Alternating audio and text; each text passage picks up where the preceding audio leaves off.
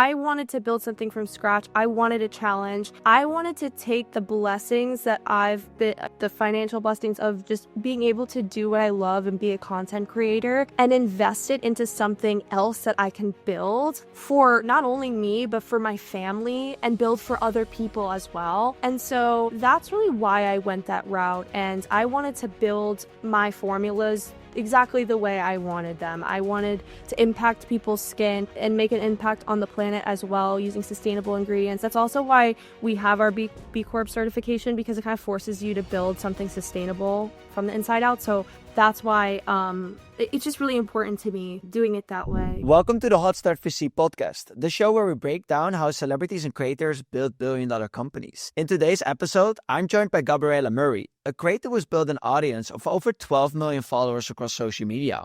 Gabriella recently launched Natics, a personal care company she describes as being engineered for chaos. We will talk about what inspired her to launch Natics, how she's changing consumer behavior, and why she's taking a very different approach than most celebrity and creator founders in building her company.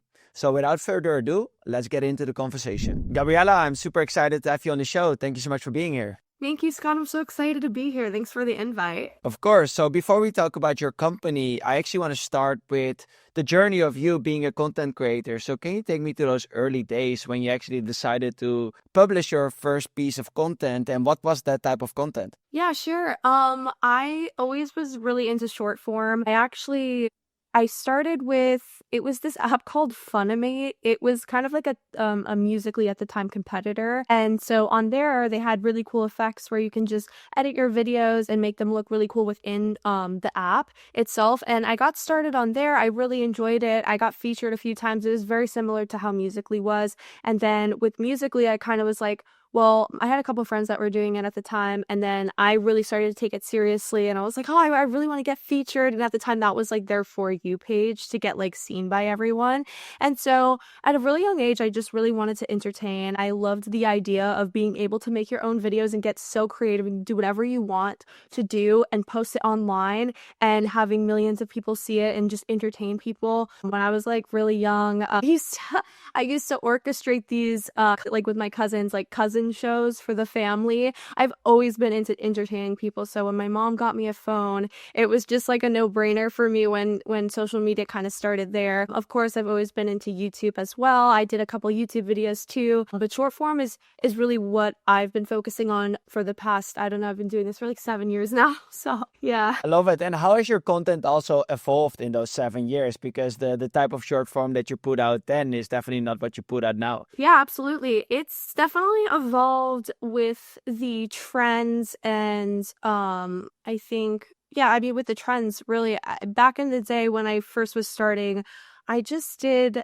a lot of editing videos. Like I would clone myself. So like, it was almost like little music video type things, and no one was really doing it on TikTok at the time. And so what I was known for back in like 2018, 2019, even early 2020. During quarantine, I would just do like music video type edit videos. And then I switched to like tie-dye. I did like arts and crafts kind of stuff. Then I did lifestyle, and then transition behind the scenes content.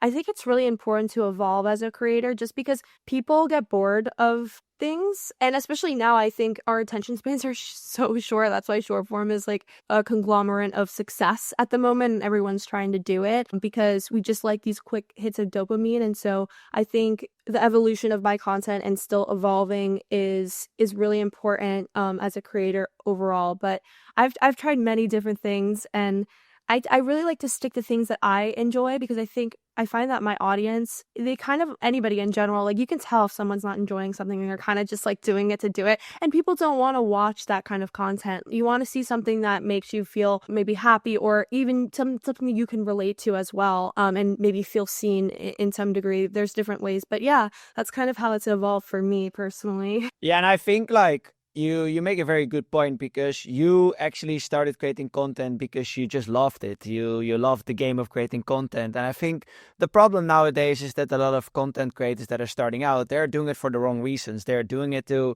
get picked up by the algorithm and eventually make money or whatsoever. And like, you always have to kind of find out like what you love, like, so to say. So What made you realize that being a content creator could actually be more than a passion, could actually turn into a full-time job? Yeah, I think when I got my first brand deal, it was I don't even remember the app. If it was for an app, it was like some sort of like game. And I didn't realize that I don't know. I thought, if I'm being honest, I really thought that the only way to make money on social media was YouTube. I knew that a bunch of YouTubers obviously made money through Google ads and stuff like that, but I didn't know that short form could pay like that. And so I got my first brand deal with this app. And ever since then, I was like, wow, like I can just work with these brands. I can make videos for them, post it on my page and get paid. I didn't even know that. That's really cool. Then you kind of like learn about different managers. You know, you have people, other companies, management companies approach you to help manage your inbox and get outreach through their connections as well for deals and to make money. I mean, yeah, that's kind of how it started for me, really. Yeah, cool. And before we talk about Natics, like, have you always thought about eventually leveraging the platform that you had to co-found a company or whatsoever? Yeah, I definitely always had that thought, just working with other brands as a creative and you know, from the outside there obviously didn't have any pull as to, you know, the type of content I was making. Usually you get deliverable, like set deliverables, and sometimes they give you actual scripts that you have to read. And so I really always wondered about, you know, taking the bull by its horns and doing it myself and making my own brand and creating it from scratch and doing it that way.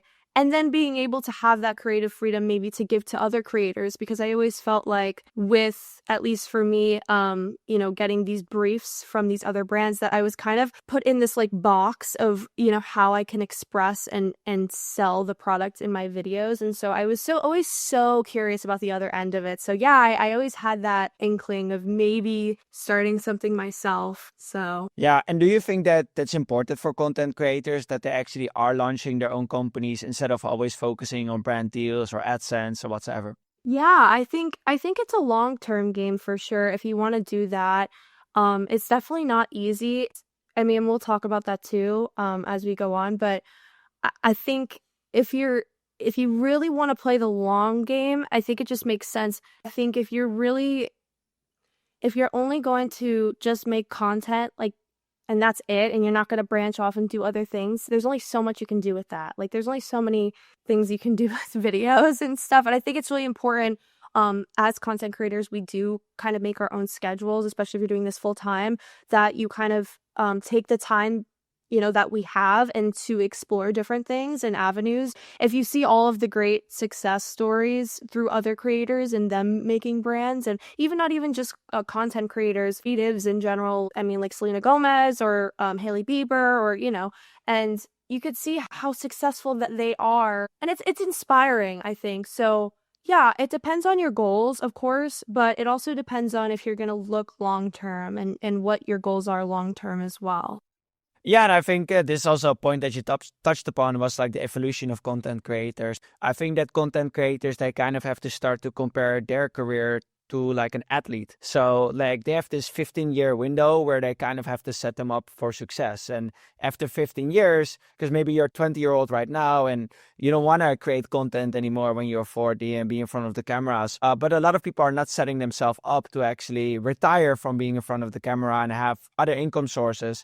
So by actually subsidizing that, by launching your own company, you can actually focus slowly more on that and also create hopefully generational wealth. That's the goal, absolutely. You said it perfectly, so I couldn't agree more. So let's talk about your company. So what is Natics and what type of like insight or experience led you to founding the company? Natics, I built it for real life. I think, especially in today's generation, and for me personally, I always travel a lot. I think no one really has time, especially right now in this economy, for a 12-step skincare routine and going to the bathroom to take care of yourself. And usually, generally, skincare, you have to go to it in the bathroom. And so this idea really came from my own life. I was constantly filming and traveling and bouncing between different environments. And skincare felt like it just didn't fit into my routine as someone just trying to do everything and just be successful in this economy and stuff like that. So I think for me it was really just and also I grew up with hormonal acne. Like I was on Accutane. I tried everything. I actually, even after school, I would go to my dermatologist's office like before events and stuff like that to get cortisol injections in my acne because that was the only thing that would help. And I think there were so many complicated prescriptions that would just actually even ruin my skin more. And whenever I went back to the basics, just washing my face with a good cleanser and doing a nice moisturizer, my skin would always clear up. And I was always pressured into all this complicated skincare, and I always had to go to the bathroom to do it. And it always took time out of my day. I always had to come to it. And so with Natics, I really didn't want our skincare to require the bathroom sink or 30 minutes. I wanted to create something simple, portable, and effective to fit into your life instead of stopping for it. So that's why we created Natics. Yeah, so talk about that portable like aspect. What does that actually mean, and how is Natics different from like other personal care companies? Yeah, absolutely. I think we just really were trying to solve the disconnect between skincare and real life. I think with us, we're really trying to bring skincare to you and meet you where you are. I think, rather than being in a beauty store or living on your your bathroom sink counter, we want people to do we know that people are doing their skincare in dorm bathrooms or in cars or in airports or even like in a club after a long night out or at a boyfriend's house. You never know. So I think for us, our products really, I think we have cleansing tablets coming out. So we have these tablets they're in like blister packs. You pop one out, put it in your hand, you add a little bit of water. If you don't have water near you, you can add literally any sort of liquid. It will dissolve and foam up and you wash your face with it and then you're done. And then we have our moisturizer, which we're actually changing the packaging of. We're doing a utilitarian packaging, like skincare utilitarian packaging. So basically the moisturizer, I have one right here, but this is what it looks like currently. And so we're changing the packaging it's going to be a facial massaging tool that you can use to actually massage your moisturizer in, because I know a lot of people, especially in the trending skincare right now, are using gua shas or facial massaging tools. Personally, I love lymphatic drainage and it's becoming a lot more popular. And so we kind of wanted to meet the two together. Usually I do that with a nice moisturizer, of course. So when you have ours, you put it on your face and then you take the actual packaging and you will use it to actually lymphatically drain your skin and your face. And so it's kind of just about that, trying to make it simple. We also use simple ingredients. We don't have any actives in our ingredients at all. A lot of the popular buzzwords right now, I think, are like niacinamide or hyaluronic acid or vitamin C. And with our products, it's just about the basics, and we just want to help maintain and support a strong skin barrier, because at least personally for me, that is when my skin was always the clearest, when I just did the basics. And also self-care in general, I think that's what we're trying to accomplish too. When I'm having a rough day, I just want to do a face mask and just kind of relax, or even just wash my face and put a moisturizer on. Like, it just makes you feel so much better. So that's kind of what we're trying to accomplish with Natics. That, I think, sets us apart a little bit. We're not trying to do 7-step skincare routines. We're trying to meet you where you are in reality. We understand that people don't have time for that, and it's just not realistic. It's not realistic. So Yeah, I really like that you kind of have innovated on when you use it, because like in the last like decades, skincare hasn't really evolved. Yes, like we have used like different ingredients or whatsoever, but it's kind of this on and off. So you focus on your skincare in the morning and before you go to bed. So that's it. But during the day, you're not really focused on skincare, and skincare is not something that you turn off and on. You actually have to focus like every single day on it. I think what's interesting, and it's also kind of a challenge, and I wonder actually how you look at it, it's that you're actually trying to change consumer behavior, and you're also trying to change the purchase moment. So instead of in your beauty shops, you're actually wanting to have your products available in airports, in schools, in bars. And like as I mentioned, it's like conceptually it makes a lot of sense because you always want to be focused on your skincare. It's not an on and off thing. But it also means that you have to change consumer behavior. And people don't like change. People are very slow to adapt. So how are you thinking about changing consumer behavior, and how can you actually help consumers adapt to it faster? Sure. I think step one, is really trying to sell this vision to your everyday person. But also, I really want Natics to be in airports. I want it to be in gyms. So right now we're working on pitching the airlines. Ideally, I would love to have cleansing tablets in the bathrooms for airlines. I know JetBlue, they have their, when you fly on JetBlue, there's like, I don't know what it's called. Like, it's like a middle console section where anybody can walk up, you grab snacks, you grab waters, whatever you need on your flight to make it more comfortable. We would love to incorporate some sort of cleansing tablets in there, or maybe for Mint customers, because usually they get like little pouches of like skincare and stuff. We would love to be involved in that, be in hotel bathrooms, stuff like that, in gyms. That's kind of where we're targeting people, as well as drugstore. I think CVS is a huge one that we're trying to look into for Q6 or Q6 2026, not Q6.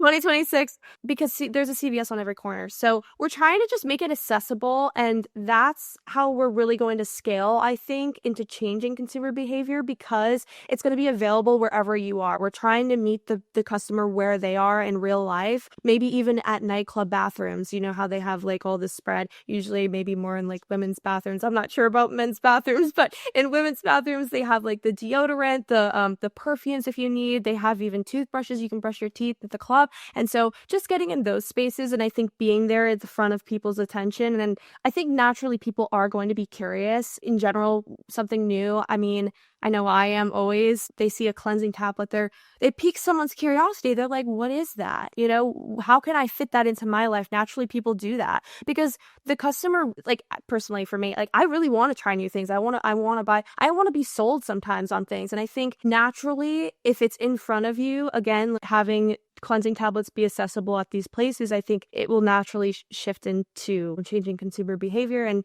it just works better if you think about it than another cleanser, just like a big bottle you have to take with you everywhere. Well, now you actually mentioned that in the bathroom. If you travel to Asia and you're going to nightclubs, going to the bathroom is one of the most fun experiences. That's what I've heard. You literally arrive in like a Valhalla where like they also give you massages while you're peeing. That's a little bit uncomfortable, but you can get candy, you can brush your teeth, you can put up perfume, you can brush your teeth. Like you can do all these things. For me, it makes a lot of sense that there's also a skincare component there. And I've always been surprised that like that's only like in Southeast Asia, but never like somewhere else in the world. And now I'm thinking about it, like even in the Western world, in some clubs, in nightclubs, in bars, you have these condom machines where you can buy like one condom. So that's kind of already showcasing that you need products, certain products like that. You're changing the consumer behavior by changing the purchase moment. So I definitely makes sense, and I think it fits with your product as well. Yeah, no, absolutely. That's kind of the goal. And I think that's when we talk about long-term growth, I think if we can position Natix in that way and be available in those types of environments, I think it's going to go very smoothly. And I think it's something that people are not going to realize that they need, or just to feel confident, and also just to meet them where they are. It just makes sense, especially in today's world, you know? And I think as we're seeing in different trends as well, everything in Eastern Asia is kind of like coming here, especially when it comes to skincare. I mean, Medicube's huge in Korea. Their trends are kind of transcending here a little bit, especially in skincare. So I think it's a perfect opportunity for us to kind of jump in and and take over there. And I really like the portable aspect to it. So can you touch a little bit more about that? Like also talking, for example, about TSA airport security and traditional skincare that you can actually bring with you. Sure, yeah. I've always had problems with specifically my cleanser, trying to take that with me. Usually they're in bigger bottles. And of course, I like to stick to basic cleansers. I don't like anything too crazy. It does break my skin out. So usually like your Cetaphil, your CeraVe, they come in bigger packages, and so, and they're pumps, and then you kind of like spray. It's just like too much. It's too much. So in terms of portability with our cleanser, it's literally going to be in blister packs. So think of like gum, but not gum. You can't eat it.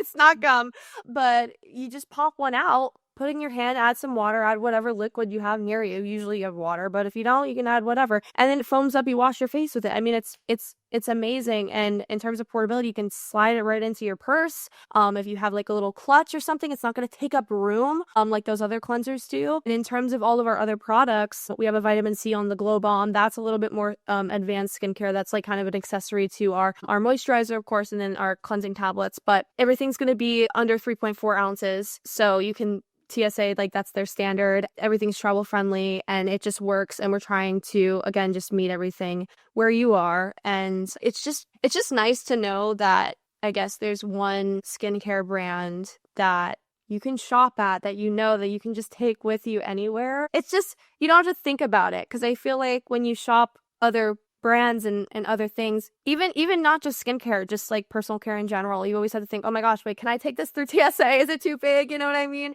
So at least with us, you know that everything is portable. You can take it's TSA friendly, travel friendly, everything like that. Nowadays, many creators are launching their own companies, and like, to my surprise, not a lot of them have any idea what's in the products that they're selling. So often they get approached by manufacturers or brands, say like, hey, we have this white label formulation on the shelves.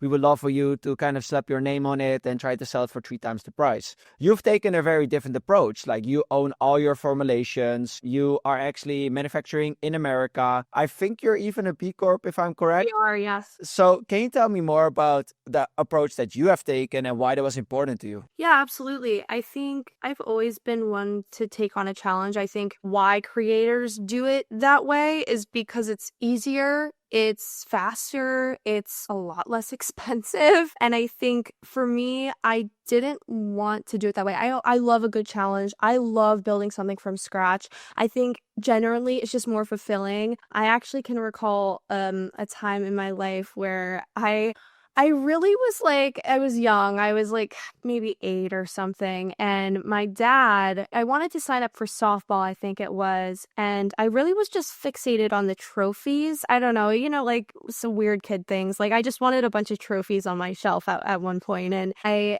told my dad, and he wrote it down in a notebook somewhere. And I just remember this because I read it recently with him, so it's funny.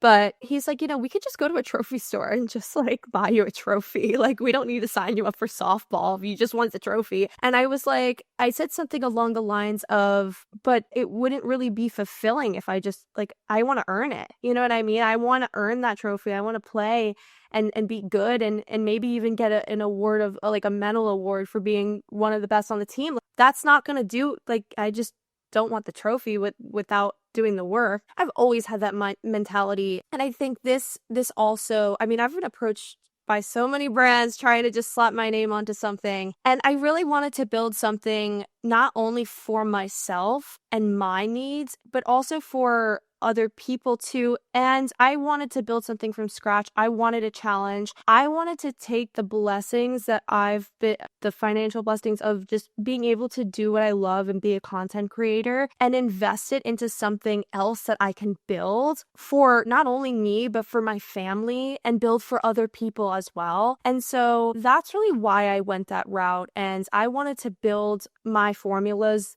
exactly the way I wanted them. I wanted to impact people's skin and make an impact on the planet as well using sustainable ingredients. That's also why we have our B Corp certification, because it kind of forces you to build something sustainable from the inside out. So that's why it's just really important to me doing it that way. But yeah, and I think like you're taking the right approach. Like, quality in the long term always wins. And I think creators need to understand that the most important currency that they have is trust. It's not follower count, it's not engagement rate even. It's trust. It's why people follow you, is because they kind of like, you live an aspirational lifestyle and they want to be like you. And the more influence you have, the more money you can make as an influencer, So you really need to treat this carefully. And I see so many celebrities and creators just pushing out bad products that are sometimes even like harmful for like human and planetary health. And that's going to have consequences in the long term. And that's why I think it's never good to rush your own company and that you actually should go through all that processes. You've also bootstrapped this company. So can you tell us also what's the importance of that? Like, I get approached so many times by creators and they're like, hey, Scott, here's my pitch deck and I want to build this. And I'm like, okay, how much money have you invested in this? And they're like, zero. And I'm like, okay, if you're not willing to take a risk on yourself, like, why should I take a risk on you? I think it's really important because, again, it kind of comes down to, I don't know, it's weird. I can't even imagine doing it any other way. Because again, to your point, I mean, why should you take the risk if they're not going to for their own idea? Right?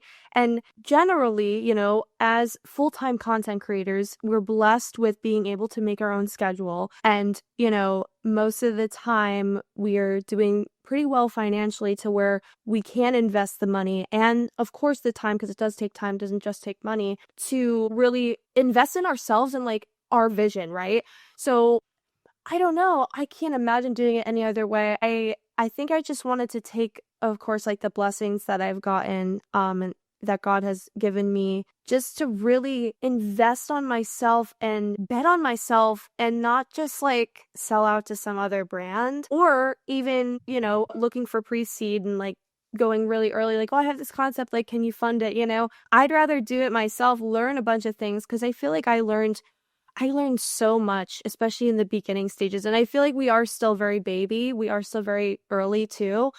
And there's so much more to learn. And I think it's just more exciting, I guess, in a weird way. And I might sound crazy, but when it's your own money, I don't know, because I feel like you will never treat an investor's money like you will your own, I feel. And I think that's why I just can't, I would never do it like that. I just would always invest in my company first and then, of course, look outwards if I need to. And yeah, I mean, it's just more fulfilling. Again, like that's what I like as a person. That's just how I am. I love challenges. And I like to challenge myself. And I also love to bet on myself as well. And I also love making mistakes too. Even if I'm burning money at some points, it's my money, right? But I'm learning and I know now, you know, what I wouldn't have known 2 years ago. So, I mean, yeah, I think that's just what I love about it. And I couldn't imagine doing it any other way, but yeah. Yeah, no, I really applaud you for it. And I think a lot of creators and celebrities should actually take a similar approach. Talking about other celebrity and creator founders, like, are there any celebrity or creator founder brands that also inspire you or like you get inspiration from? I would think I really admire Selena Gomez Rare Beauty. I also think Hailey Bieber did a great job with Rhode. And I'll tell you why. I think I love how cohesive that the brand is with Rhode. I'm talking even with Rare Beauty too, but I think Rhode is, I feel like you just know just from the texture, the packaging, the tone, the marketing, how it makes you feel and how purposeful it is. It's not super loud, it's minimal, but which makes it recognizable. And I think that Hailey Bieber did a great job with that. She's generally someone that people look to as like maybe like the mean girl or like the popular girl in high school. And I think it's interesting to always take it back to high school because there's always obviously like your popular people, your nerds, and it kind of generally translates to real life too. And I think Hailey Bieber's brand with Rhode is, I picture more that on like a clean girl bathroom with, you know, maybe the girl who's in high school, or in college and head of a sorority or just like super popular. Whereas like a Rare Beauty with Selena Gomez, I think she did a wonderful job with how mission driven but without feeling forced. I think Selena did a good job of just making everybody feel confident. She's all about mental health, self-acceptance, and there's an emotional layer with that. And I feel like the longevity there is great on both ends. Like they're very different, but I think they both did a really good job on executing there. And even with Selena Gomez too, I mean, her music speaks to that, right? So she has her own story with her music and she's all about that. And then it shows up in Rare Beauty. And I think that's beautiful. And and I've never met Selena Gomez or Hailey Bieber, but I have creator friends that have. they just want to talk to, they're very involved in their brands. And I think that's beautiful. I know Haley sold Rhode, but with Rare Beauty in particular, creator events, I know Selena is very approachable and she wants to talk to these creators and she's very involved and you can see that. And I think that whenever I step into Sephora and I see Rare Beauty or I see Rhode and I feel that energy and it really speaks volume and it's so important. And those are really two good examples that I would say they did a very, very good job. And that's an inspiration for me as well. Yeah, I think like the key word here is authenticity. And that's what I like about your origin stories, like where you have been struggling a lot with your own acne journey. And like nowadays, whenever I see a celebrity or creator launching their own personal care company, and just to say, like, I want every woman to be beautiful, although that's a great mission, it doesn't really it's not very authentic, because if that's the only mission, if it's not born from a personal struggle or like a problem, you cannot really authentically talk about it. So I think that's really important. Yeah, absolutely. 100%. So you've built a massive platform. You have 12 million followers across social media, and that is obviously giving you a very unique advantage in launching your own company, because it allows you to put free eyeballs on your company, and that is something that traditional brands have to pay millions of dollars for. But you've actually went one step further, because you recently onboarded like another creator as part of the founding team.